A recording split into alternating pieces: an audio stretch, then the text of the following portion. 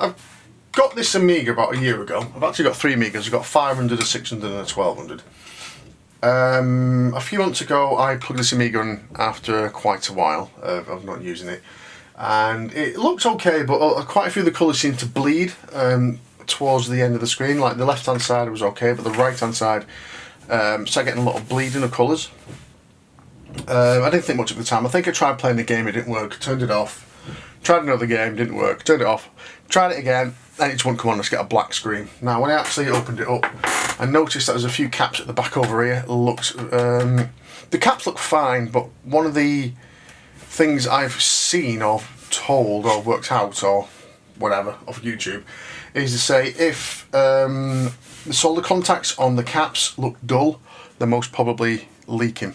And when I looked at the ones over there, they did look quite dull. So I'm just going to take it apart now and show you what I mean. And I'm going to replace the caps. I'll try to, because I've never done service ones before, and see if it makes a difference. Right, I've recapped it all except these two over here. Apparently they're just our audio. The reason I've not done those two yet, because they're quite difficult. If you have to remove them, maybe remove that. And I did this because the computer suddenly stopped working. Like I said, it turned on perfectly fine, and then the colours were bleeding, and then it was just a black screen after that, or white screen, one of the two. So I've redone all these. I've never done service ones before, and I'm not very good at soldering. I'm getting better, I must say, I'm getting better.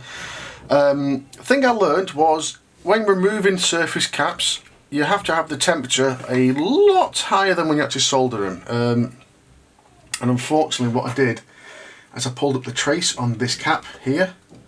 I pulled up the pad. I could actually get access to the trace because I did a continuity test, and doing it I got access to it. But it only goes up to the, what is that? It's the RF module out. So I don't think it's that important. But what I've actually done is on the positive leg of this cap, I just put a wire up to there. So it looked horrible. But the main reason of doing this is actually see if the computer's still working. I don't know. See if, let me zoom in on my terrible soldering over there. So as you can see there, I've just put literally a wire which just goes from that cap under there.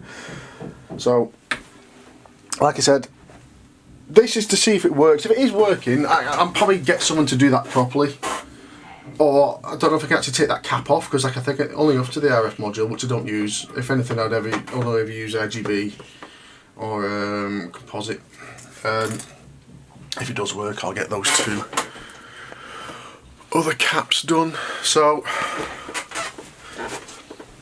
let's have a look.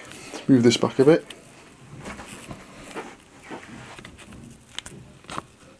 I'm not holding my breath because, like I said, I'm absolutely terrible at soldering. Absolutely terrible at soldering. And I've probably done more harm than good, to be honest. So, bit of a jump cut. Just before I turned it on, I checked and to see if how it was doing. It said the card is full, so I just downloaded it. What we're up to now? Yes, we're just about to turn it on, weren't we? Don't know what I was saying before, so I'm not holding my breath because it didn't turn on. Absolutely terrible at soldering. Some of these are absolutely shocking, especially that one. Where I've had to solder up to there. These ones are alright, to be honest. By the time I did these ones, I got a lot better. Anyway, Amiga, we turn it on.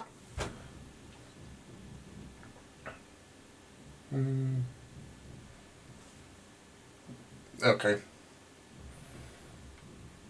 Oh! Ooh! It's working. That's better than before. Let me zoom in onto telly. What? I'll zoom into this one because it'll be flickering. Before, the colours here were just basically bleeding. The floppy drive was like just bleeding all the way over here. And now it looks good. Oh, so there you go. So, fix something for once instead of breaking it. Whee!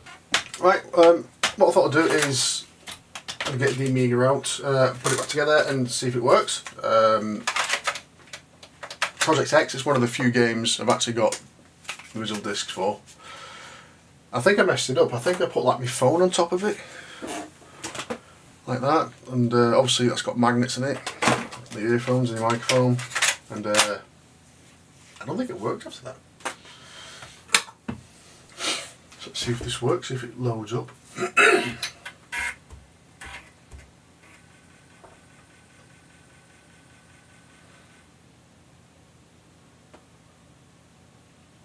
Power light's flickering a bit. Oh, what does that mean?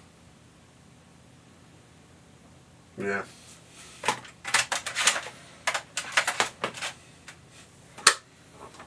I think I got a dodgy copy of it here.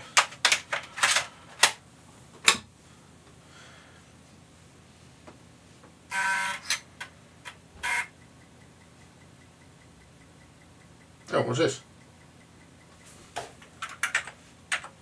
Dur. Some keys aren't working. I's not working. Oh, just the I. Okay.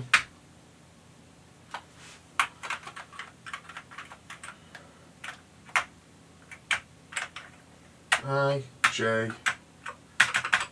like a line. 8. 8, I, J, and comma ain't working. It might be the ribbon inside. I'll check that out later.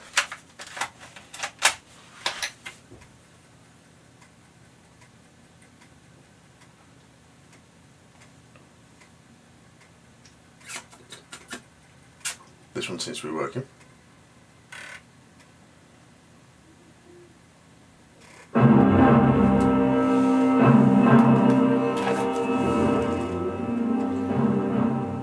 So it seems to be working. What I might actually do is, just for space, I might actually concentrate on the Amiga 600 and I might upgrade this and put more memory in it to use WHD loader. Literally just because of space, really. I've got a 1200 that's got the WHD loader on it. And it gives a bit of a flack this, and I think it's a very good computer. Let's give this a quick go.